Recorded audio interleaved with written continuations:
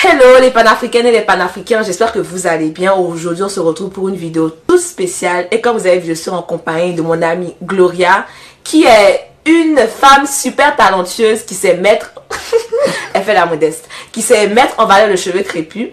Et tout au long de cette vidéo, elle sera en train de me sublimer pendant que je vais vous raconter l'histoire de l'origine de la coiffure tressée ou tout simplement de la tresse. Alors, je tenais vraiment à faire cette vidéo parce qu'on commence à voir tout et n'importe quoi sur les réseaux. Il y a des pseudo-influenceurs ou des artistes qui reproduisent certaines de nos coiffures, qui ne donnent pas du crédit à la communauté et qui font comme si c'était eux qui avaient créé cette tendance ou ces coiffures. Et je trouve ça complètement méchant, mais moi on va pas rentrer dans ces détails. Pour moi c'est important que, en tout cas en tant qu'Africain, on puisse connaître notre histoire, ne pas se laisser berner, ne pas croire à ce genre d'appropriation culturelle, on va dire. Donc dans cette vidéo, pendant que je serai en train de vous conter l'origine de la coiffure tressée ou de la tresse, Gloria va me faire une coiffure magnifique et j'espère que vous allez rester sur cette vidéo pour voir à quoi je vais ressembler. On y va? Surprise! Hello la famille! Donc aujourd'hui c'est moi qui vais vous présenter cette vidéo. Pour la petite histoire, Femi m'a dit que si j'arrivais à faire la voix off de cette vidéo, elle me permettrait de lui faire une coiffure de mon choix sur sa tête. Et moi, comme j'aime beaucoup coiffer ses cheveux, c'est tout naturellement que j'ai relevé et accepté le challenge. Et vous vous demandez certainement, ah oui, il coiffe sa femme? Et j'ai envie de vous dire que contrairement aux stéréotypes qu'on essaie de nous montrer un peu dans la société concernant l'homme noir, oui, l'homme noir sait chouchouter sa femme. Et oui, ça existe. Donc si vous avez des idées de coiffure que je pourrais lui faire, n'hésitez pas à le mettre en commentaire afin que je puisse le réaliser. Donc sans plus tarder, pendant que Femi va se faire coiffer par Gloria, on va revenir pendant quelques instants sur l'histoire de la coiffure tressée. Ou de la tresse. Donc la coiffure africaine a toujours eu une place prépondérante et très forte au sein des sociétés africaines. Elle visait à répondre à un certain nombre de besoins. Parmi les besoins qu'on a observés, le premier, c'est le besoin de beauté. Avoir une belle coiffure, c'était un moyen pour une femme de se distinguer des autres femmes au sein de la société.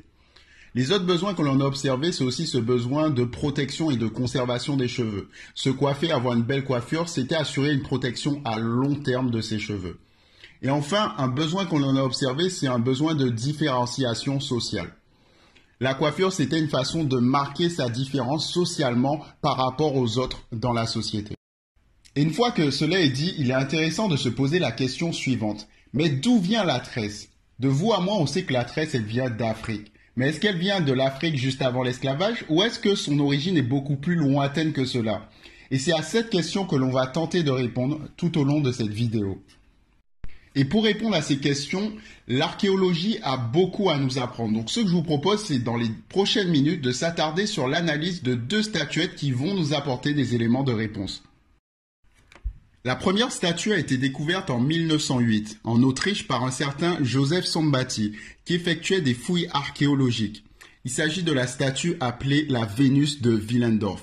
Cette statue représente une femme plutôt charnue, donc à chair en santé comme on dit chez nous. Et ce qu'il est intéressant de noter, c'est que l'artiste qui a réalisé cette statuette n'a pas complètement représenté le visage, puisqu'on voit pas les yeux, on voit pas le nez, on voit pas les oreilles.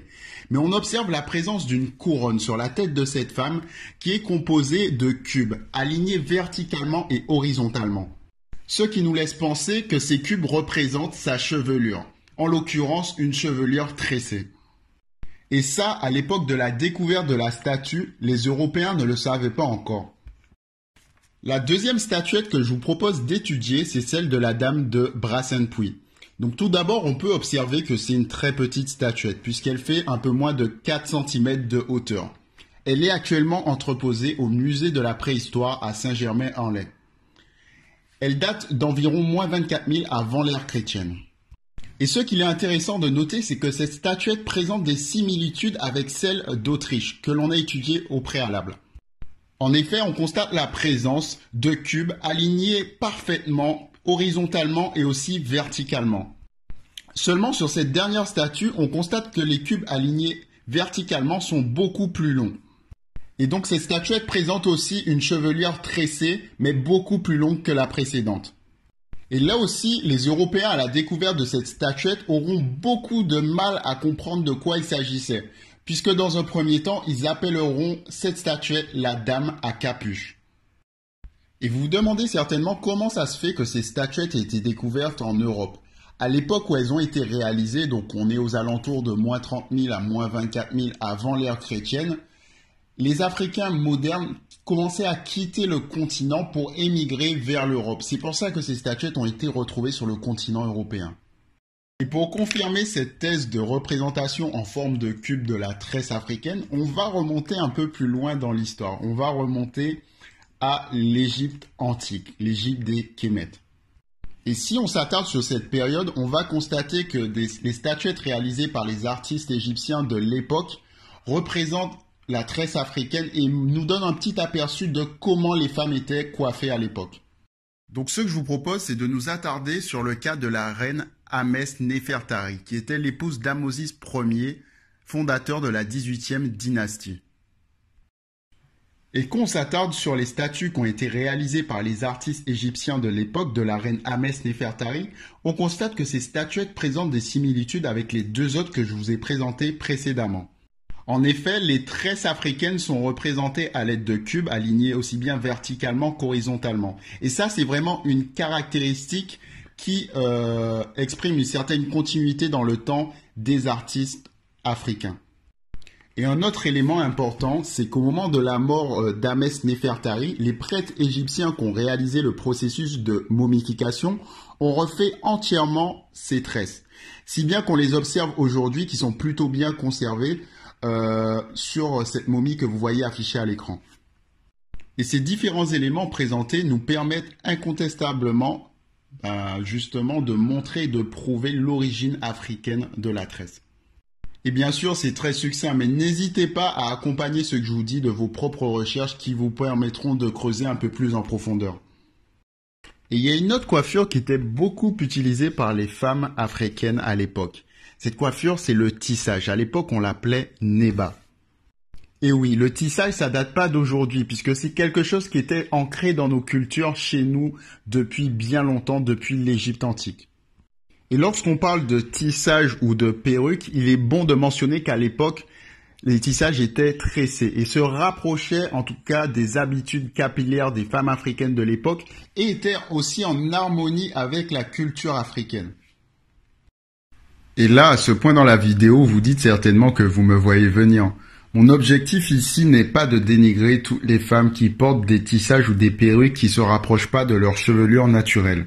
Mon objectif est vraiment de souligner à quel point la femme africaine a des cheveux qui sont beaux, qui sont épatants, qui peuvent faire de grandes choses avec. Aujourd'hui, le monde vous envie, le monde envie vos cheveux. La preuve, c'est que la plupart de nos coiffures sont reproduites dans les différentes communautés aujourd'hui.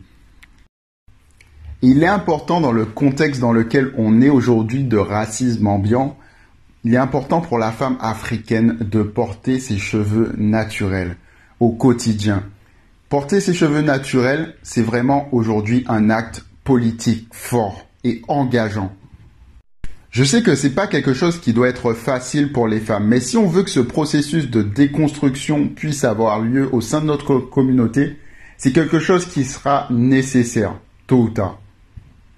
C'est d'ailleurs pour cela que j'encourage Femi, ma femme, à porter ses cheveux naturels au quotidien, mais vraiment partout et tous les jours, parce que c'est super important. C'est dans ce sens que je n'hésite pas aussi à l'aider quand elle a besoin d'un petit coup de main, que ce soit pour réaliser ses coiffures ou pour faire aussi ses twist out. Oui, mesdames, je connais cette expression.